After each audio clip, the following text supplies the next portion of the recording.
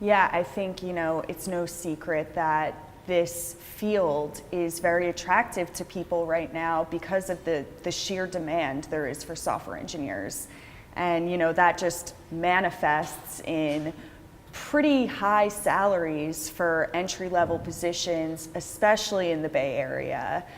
We all know this, right? I think, if you want to become a software developer to get a fat paycheck and whatever, get rich quick, like, it's not going to work out for you because it's hard, But for me, like, first of all, I had the privilege of being able to study full-time to get into App Academy in the first place. I commend a lot of people who work full-time and study at night.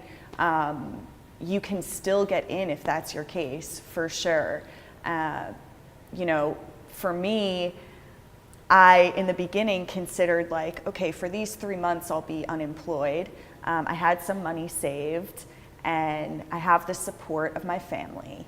Not many people have those things, but I felt confident enough, like, yeah, I could take this leap and not work for 3 months, and then everything will be all good once I get a job. I didn't think about the fact I'd be looking for a job for the next couple months.